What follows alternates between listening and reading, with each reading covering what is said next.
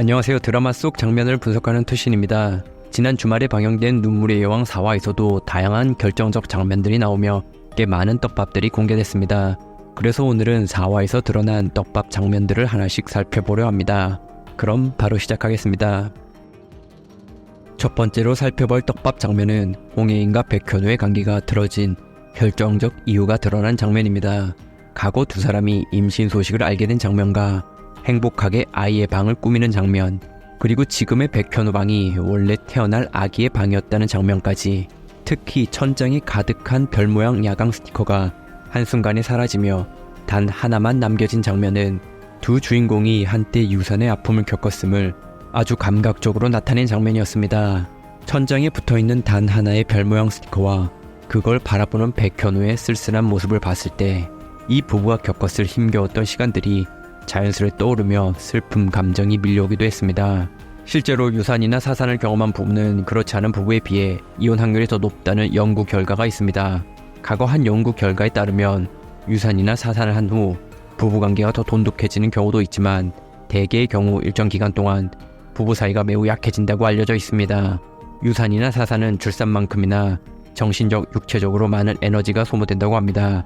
그래서 아이를 품었던 엄마는 물론이고 출산을 기대했던 아빠도 큰 데미지를 입게 됩니다. 그 결과 부부는 상실감과 죄책감에 휩싸이게 되고 감정 소모가 심할 경우 분노와 혼란, 그리고 질투까지 사로잡히곤 합니다. 아마도 이 드라마의 주인공인 홍예인과 백현우도 유산을 경험한 후 이러한 부정적인 감정으로 힘겨워했을 것입니다.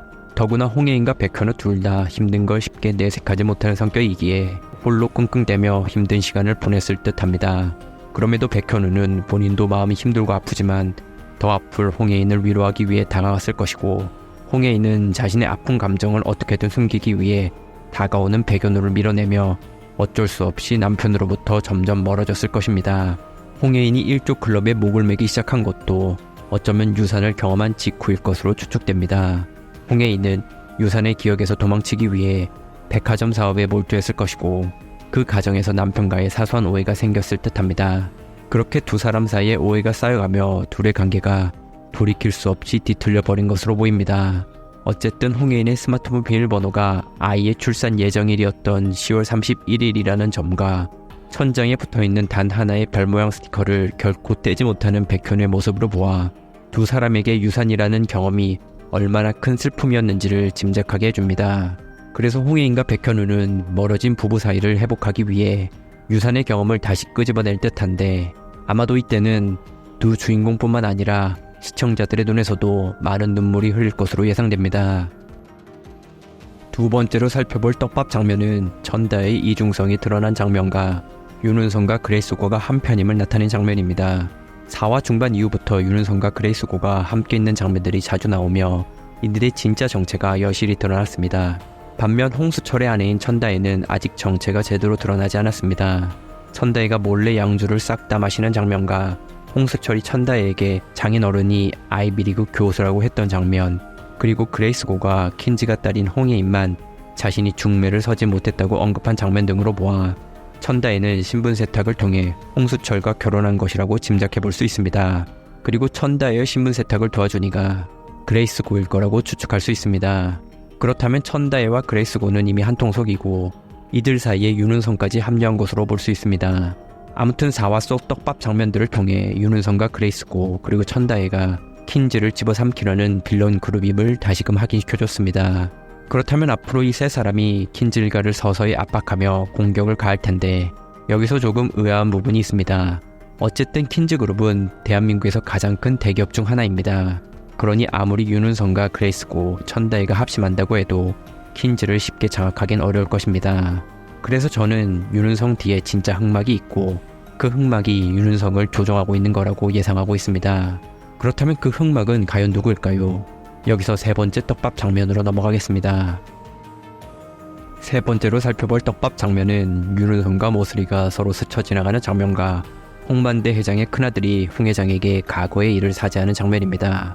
일단 4화 중반에 윤은성과 모슬이가 서로 마주치는 장면이 나오는데, 이때 뭔가 미스터리한 음악이 흘러나오며 무표정한 얼굴을 한 두 사람이 서로를 향해 가볍게 목인사를 나누는 장면이 나옵니다. 이는 누가 봐도 이 두 사람이 어떠한 연관이 있다는 걸 암시하는 장면이었습니다. 저는 이전 영상에서 모수리와 홍해장이 장기를 두는 장면을 분석하며 모수리가 킨즐가를 장악하려는 흑막이고 그녀와 윤은성이 결국 힘을 합칠 거라고 예상했습니다. 그런데 4화를 본 뒤로 제 생각이 달라졌습니다. 왜냐면 작가님이 초반부터 너무 대놓고 모수리가 흑막이라는 다양한 시그널을 주고 있기 때문입니다. 저는 이러한 작가님의 시그널이 드라마 속 반전을 위한 미스리딩으로 여겨졌습니다. 미스리딩이란 추리소설에서 주로 나오는 용어로 독자가 쉽게 범인을 찾아내지 못하도록 다른 인물을 수상하게 만들어 독자의 시선을 돌리는 장치를 뜻합니다. 즉 작가님과 제작진은 초반부터 모수리를 아주 수상쩍게 표현하여 시청자들의 의심을 그녀에게로 집중시키고 이로써 진짜 흑막을 감춘 뒤 나중에 큰 반전을 선사하려는 의도로 추정됩니다. 무엇보다 4화까지 내용으로 봤을 때 모수리가 흑막이라는 건 너무나 뻔해 보이는 결과입니다. 그렇다면 누가 윤은성 뒤에 있는 진짜 흑막인지를 의심해봤을 때 자연스레 떠오르는 인물이 있습니다. 바로 홍만대 회장의 큰아들입니다. 4화에서 홍만대 회장과 큰아들의 재회 장면이 나오는데 이때 홍 회장은 큰아들에게 이런 말을 했습니다. 나 구치소에 가 있는 동안 너 좋다는 이사놈들이랑 쿵짝쿵짝해서 내 자리에 올라가려고 한 거 다 잊었어? 이 대사를 통해 과거 큰아들이 홍 회장을 상대로 왕자의 날을 벌인 적이 있다는 게 드러났습니다. 비록 이제 와서 큰아들이 무릎을 꿇고 홍 회장에게 사죄하는 모습을 보였지만 큰아들이 매화 언급되고 있는 점과 수렵장 CCTV에 큰아들의 모습이 찍힌 점, 그리고 산전수전 다 겪은 홍만대 회장이 큰아들을 심하게 경계하고 있는 점 등으로 봤을 때 큰아들이 진짜 흑막일 거라는 가정이 꽤나 설득력 있어 보이기도 합니다. 만약 홍 회장의 큰아들이 킨즈의 회장이 되기 위해 다시 한번 수적을 부리고 있는 것이 맞다면 홍 회장을 향한 모수리의 마음은 찐 사랑이 확실하다고 말할 수 있습니다. 그렇다면 2화에서 모수리가 홍 회장으로부터 나중에 소원 하나 들어달라는 약속을 얻어낸 건 어쩌면 훗날 킨즈와 홍해인 그리고 백현우가 큰 위기에 처했을 때 이들을 돕기 위한 카드로 활용되지 않을까 하는 합리적 의심이 들기도 합니다. 어쨌든 저는 모수리가 시청자 모두가 예상하는 빌런이기보다 주인공들을 돕는 회심의 카드로 활용되는 편이 훨씬 더 신선하고 재밌겠다고 생각하고 있습니다. 다시 한번 4화에서 드러난 떡밥들을 정리해보면 홍해인과 백현우의 관계가 틀어진 이유는 유산의 경험이 결정적 역할을 했을 겁니다. 윤은성과 그레이스고 그리고 천다에는 한통 속으로 보이고 이들 뒤에 흑막이 존재할 가능성이 높습니다. 윤은성 뒤에 있는 흑막은 현재 드라마상에서 모수리가 유력하게 표현되고 있는데 이는 작가님이 시청자들을 속이기 위한 미스리딩으로 보이고 아마도 진짜 흑막은 홍 회장의 큰아들로 추측됩니다. 어찌됐건 모수리와 홍 회장의 큰아들 이들 중 한 명은 분명히 윤은성 뒤에 있는 흑막일 거라고 예상됩니다. 오늘은 4화에서 드러난 떡밥 장면들을 살펴보며 해당 장면이 지니고 있는 의미에 관해 알아봤습니다. 오늘의 영상은 여기서 마치겠습니다. 영상이 유익하셨다면 구독, 좋아요 한 번씩 부탁드리겠습니다. 끝까지 시청해주셔서 감사합니다. 지금까지 투신이었습니다.